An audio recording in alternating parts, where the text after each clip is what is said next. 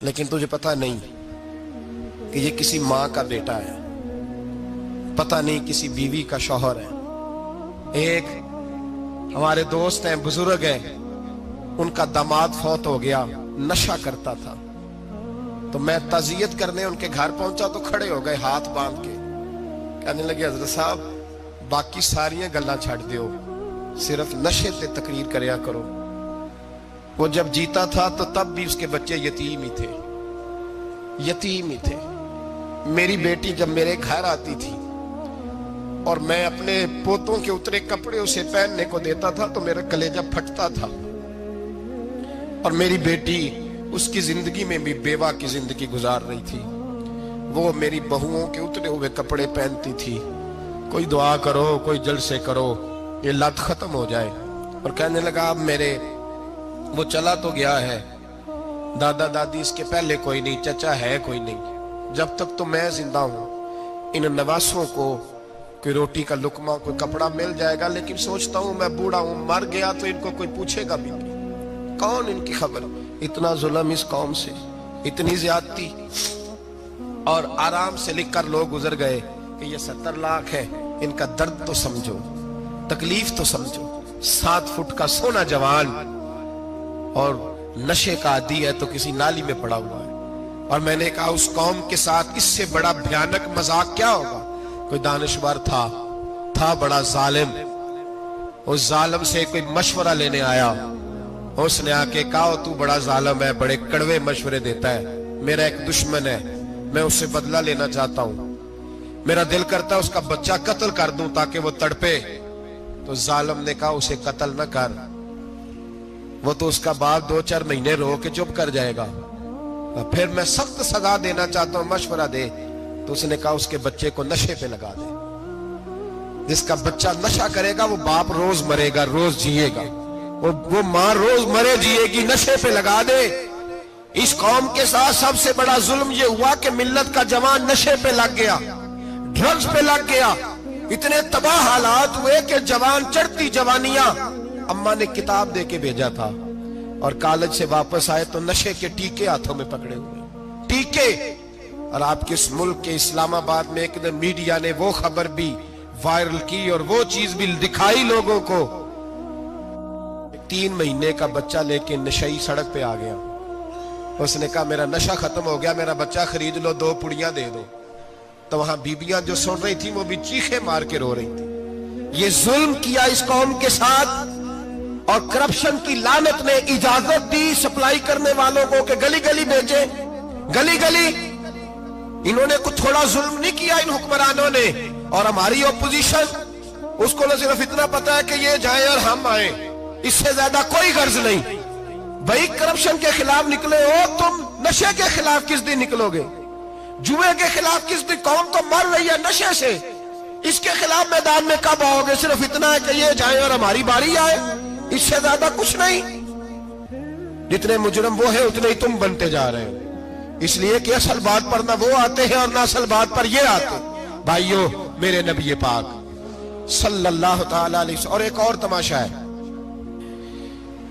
ये मेरे पे अल्लाह का ये एहसान रहा, इसलिए नहीं कि मैं परहेजगार आदमी हूं, नेक हूं, इसलिए नहीं। वैसे ही अल्लाह बाज़ औक़ात असबाब बनाता है, सबब बनाता है। मुझे ना शराब के रंग का पता है, ना उसकी खुशबू का पता है, ना मैंने कभी जिंदगी में देखी है।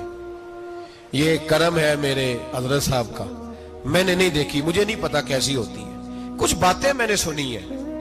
एक महफिल में मैं बैठा था मजलिस में, तो एक शख्स ने कहा खांसी नहीं जाती बच्चे की, दूसरा उसको मशवरा दे रहा है,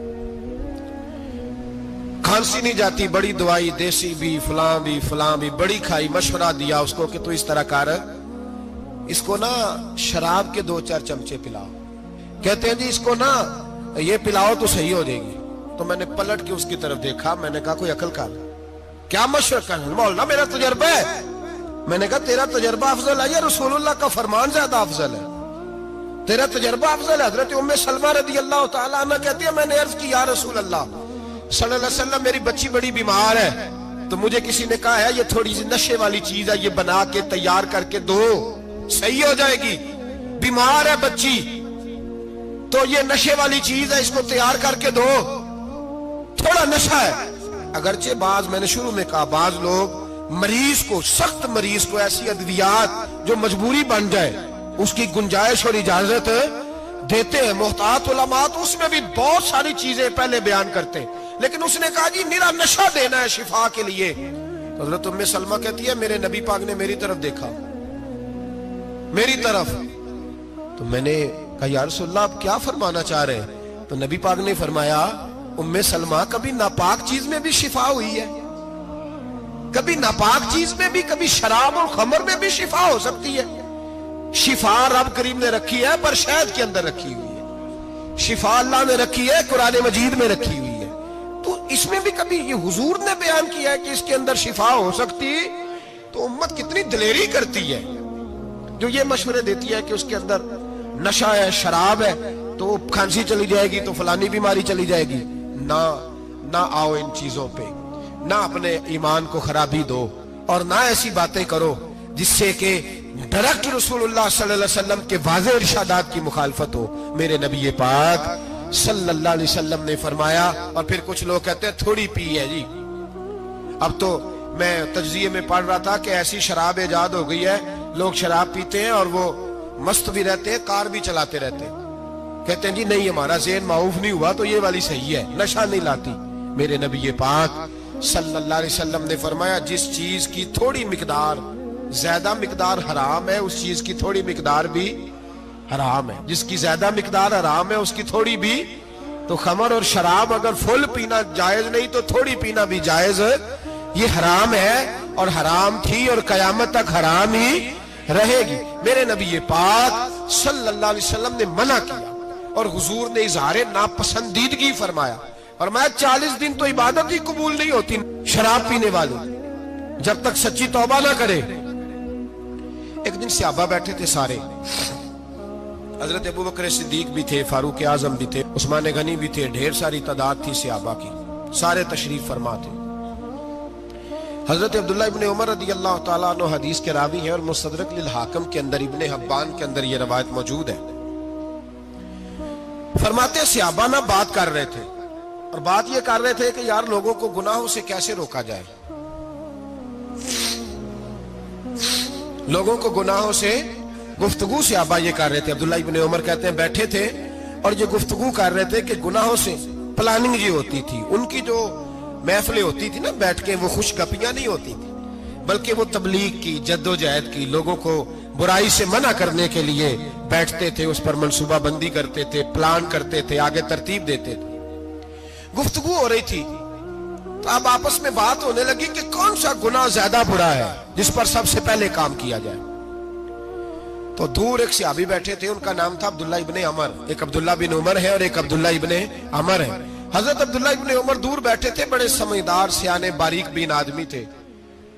तो हजरत उमर फारूक अपने बेटे से कहने लगे जा अब्दुल्लाह इब्ने अमर से पूछ के आ कि सबसे सख्त गुनाह कौन सा है। तवज्जो है मेरे भाइयों, इधर देखिएगा मेरी जानिब, पूछ के आ कि सख्त गुनाह कौन सा है। अब्दुल्लाह बिन अमर रदी अल्लाह ताला अन्हु की खिदमत में जब अब्दुल्लाह इब्ने उमर गए तो जाके कहने लगे कि सहाबा पूछते हैं कि आपने ज्यादा वक्त गुजारा है नबी रहमत सल्लल्लाहु अलैहि वसल्लम के पास, तो बतलाइए बुरा गुनाह कौन सा है, सबसे सख्त गुनाह, ताकि सबसे पहले उस पर पाबंदी लगाई जाए, उस पर मेहनत की जाए। तो हज़रत अब्दुल्लाह इब्ने अमर कहने लगे सहाबा को जाके बता दो कि सबसे बुरा गुनाह शराब पीना है, सबसे बुरा गुनाह, और ये उम्मुल खबाइस है, बुराइयों की जड़ है, गुनाहों की मां है, ये बुनियाद है, बाकी गुनाह इसी से शुरू होते हैं। कहते हैं मैंने आके बताया तो हजरत अबू बकर सिद्दीक रदी अल्लाह ताला अन्हु सैयदना फारूक आजम कहने लगे खुद जाते हैं, उनके पास खुद जाते हैं, क्योंकि हमने बात सुननी है, हम खुद जाते हैं और उनसे जाकर के सवाल करते हैं कि अगर आपको इस तफसील का पता है ना तो इसके पीछे भी कोई तफसील होगी जो मेरे नबी पाक ने बयान की होगी सल्लल्लाहु ताला अलैहि वसल्लम, उस तफसील का भी आपको पता होगा जो नबी पाक ने बयान की होगी, इस बात के पीछे जो बैकग्राउंड है, जो पस मंजर है। फरमाते हैं कि हम उठे, अब्दुल्लाह इब्ने अमर के पास गए, उनसे जाके पूछा कि जनाब आपने ये तो फरमाया है शराब उम्मुल खबाइस है, तो इसके पीछे पस मंजर क्या है। तो अब्दुल्लाह इब्ने अमर कहने लगे ये मैंने अपने पास से नहीं कहा, ये मैंने नबी पाक से सुना हुआ है हुजूर सैयद आलम सल्लल्लाहु अलैहि वसल्लम बैठे थे तो हुजूर ने फरमाया शराब ये नशा ये बुराइयों की मां है। और फिर हुजूर ने एक मिसाल बयान फरमाई। नबी रहमत अलैहिस्सलाम ने फरमाया बनी इसराइल का एक वाकया है।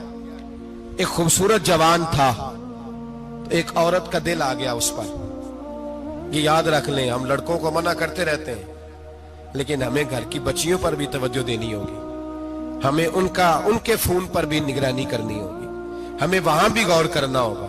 इसलिए कि अगर कोई बच्ची गुंजाइश ना दे तो मेरा ख्याल है कि लड़का जुर्रत करने की ताकत नहीं रखता, तो वहां भी उनकी अम्मा से कहे कि पाबंदी लगाए, बच्ची किसी का मोबाइल लेकर के कहीं उसको इस्तेमाल तो नहीं कर रही, इस पौधे पर भी तवज्जो दे, दरख्त बनने से पहले इसकी भी निगरानी करें, यह भी बड़ा जरूरी काम है। औरत का दिल आ गया तो नबी पाक अलैहिस्सलातु सलाम फरमाते उसने कोई बहाना लगाया, किसी को कहा कि उस नौजवान को बुला के लाओ, उसको कहो कि हमने कोई गवाही लेनी है तुझसे। वो नौजवान आया, एक कमरे में दाखिल हुआ तो अगले कमरे में ले गए, वहां दाखिल हुआ तो उससे अगले कमरे में ले गई, वो दाखिल हुआ तो इसी तरह 7 मुकफ्फल कमरों में ले गई। मेरे करीम रसूल मेरे महबूब पाक अलैहिस्सलाम फरमाते, सहाबा को समझा रहे हैं मीठे लबो लहजे में, फरमाते जब सबसे पिछले कमरे में ले गई तो एक लड़का बंधा हुआ था वहां रस्सियों से, शराब का प्याला पड़ा हुआ था। और बीबी कहने लगी कोई गवाही शवाही नहीं लेनी, तुझे इसलिए बुलाया है कि तेरे ऊपर दिल आ गया है, अब मेरे साथ मुंह काला कर।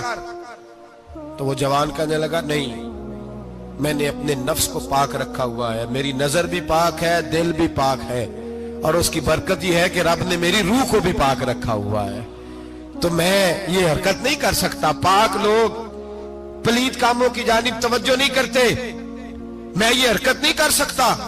इकबाल ने अपने बेटे को दुआ दी थी, उसने कहा था हया बाकी नहीं है जमाने की आंख में, खुदा करे कि रहे तेरी जवानी बेदाग, खुदा करे कि रहे तेरी जवानी बेदाग। कहा मेरे साथ मुंह काला कर, उसने कहा मैं नहीं करता। कहने लगी चल फिर इसको कत्ल कर, इसको मैंने बांधा हुआ। उसने कहा मैं कत्ल क्यों करूं, मेरी क्या दुश्मनी है। कहा फिर शराब पियो, कहा मैं शराब भी नहीं पीता। तो कहने लगी अब तो मैंने तुझे अपने चुंगल में फांस लिया है, अब तू यहां से बच के जा नहीं सकता, और अगर तू बाहर जाएगा तो मैं शोर करूंगी, लोग जमा करूंगी, इसने मेरी इज्जत आबरू पे हाथ डाला है, तो तू बच तो नहीं सकता, एक काम तो करना पड़ेगा। महबूब फरमाते उस नौजवान ने सोचा कि जिना भी बहुत बड़ा जुर्म है, कत्ल भी बहुत बड़ा गुनाह है, चलो अब मजबूरी है तो शराब पी लेता हूं। लेकिन वो समझा ना कि शराब तो बुनियाद है। उसने एक प्याला जो पिया, कहने लगा एक और दे दो, दूसरा पिया तो कहने लगा एक और दे दो। अब 3 प्याले 3 बोतलें शराब जो पी चुका तो खुमारी चढ़ गई। अब उस औरत के करीब जाने लगा कि मैं तेरे साथ जिना करूंगा। उसने कहा जब तक मैं करीब नहीं आने दूंगी जब तक तू इसे कत्ल न करे। उसने उसे कत्ल भी किया, जिना भी किया। तो महबूब फरमाने लगे ये कत्ल और जिना जो हुआ है तो ये शराब की वजह से हुआ है। गोया शराब वो जुर्म है जो कत्ल भी कराएगी, जो जिना भी कराएगी। और अगर आप नशई को देखें, अगर आप शराबी को देखें तो क्या वो डकैतियां नहीं करता फिरता, वो चोरियां नहीं करता, वो अपनी ही माँ का जेवर नहीं बेच आता, वो अपनी ही बहन का पड़ा हुआ जहेज नहीं बेच आता, वो अपने ही घर में डाके नहीं डालता, वो अल्लाह के घर मस्जिद में आकर के चोरी नहीं करता। वो सिर्फ इसलिए करता है कि ये नशा, ये शराब, ये माँ है गुनाहों की, ये जड़ है। मिल्लत के लोगों याद रखो, इस उम्मत, इस पाकिस्तान के साथ जहां बहुत सारे जुल्म हुए, वहां बड़ा जुल्म ये है कि बहुत बड़ा तबका जवानों का नशे का आदी है। वो नशा इन्हें इश्क मजाजी और औरतों के इश्क की जानिब ला रहा है। वो नशा चोरियां करा रहा है, कत्ल करा रहा है, डकैतियां करा रहा है। बहुत बड़े जालिमों ने बहुत बड़े हाउस बनाए हुए हैं जिनके अंदर शराब फराम की जाती है, नशा दिया जाता है। मैंने तो ऐसे ऐसे लफ्ज सुने कि इलेक्शन के दिनों में वोट लेने की खातर सियासतदान इन्हें नशा फराम करते हैं, इन्हें बांध के रखते हैं, रोज तुम्हें पुड़िया मिलेगी, वोट हमें डालना। इतना जुल्म, इतनी ज्यादती, इतना जबर, एक इंसान के साथ खेलना। लौट आओ, पकड़ो इनका दामन, अपने घरों को बचाओ। अपने दोस्तों को बचाओ। जागो जागो उम्मत के लोगों, जागो। मेरे नबी पाक सल्लल्लाहु अलैहि वसल्लम के कलमा गो लोगों को बचाओ। इन पर अगर सख्ती करनी पड़ती है तो करो, प्यार करना पड़ता है तो करो, मेहनत करो, जद्दोजहद करो।